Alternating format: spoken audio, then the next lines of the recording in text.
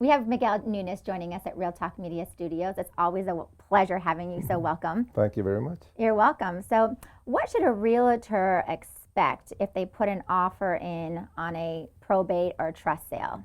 Oh, that's a great question. A lot of our practices, about half of our practice is probate and trust sales. My expertise as a private fiduciary got me into that arena.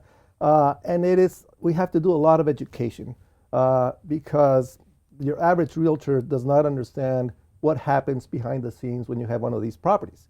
And there's a lot going on behind the scene. There's typically somebody that maybe passed away. There's possibly some arguments within the family members.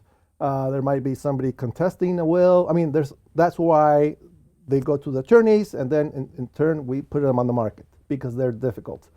So if you're an agent submitting an offer, the first thing I would coach your buyers is tell them to be patient. If they are desperately needing to move in at a specific date, there's a series of deadlines that they have, this might not be the purchase for them because it could take very long or it could be very fast. But again, and you can't always plan it. Right.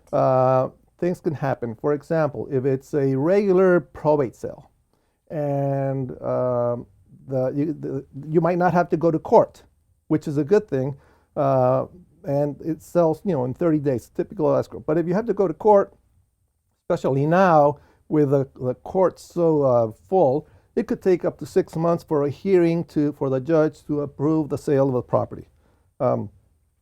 If you have to go to court, let's say 6 months go by, you go to court, then somebody else, even though you have an active escrow, somebody else at the courthouse can be sitting down next to you, and the judge says, okay, this house is selling for $1 million. Anyone would like to make a bid? And the guy next to you can say, yeah, 1,000,001. And if you don't want to meet or match his number, then you're out. Right. Now, you were in escrow for 6 months waiting for this. You go to probate court, and they could take it away from you like that. So and you have to let your client know. So it's a chance you take. So you need flexibility, and then you have to be willing to risk it. Absolutely, absolutely. Right. And then sometimes if it's not a probate, it's a regular trust, when we list those properties, we counter saying this sale is subject to the successful approval or the approval of all the family members or all the beneficiaries. Because it's happened where you go, you submit, you counter back, you go into escrow, and then one family member says, well, no, I'm not too happy about that sale. We could have sold it for more or something. Then you have to go back, and the seller has a right to cancel. Even though it was accepted in escrow, the buyer can end up with nothing.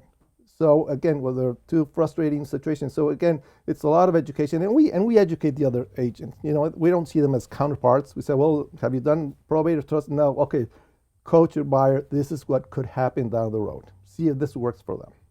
Okay. So that's just a couple of things. There's so many other situations that happen. Each case is different.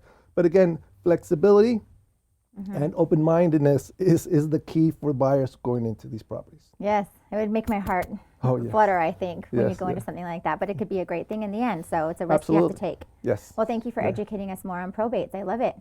Miguel Nunez joining us at Real Talk Media Studios.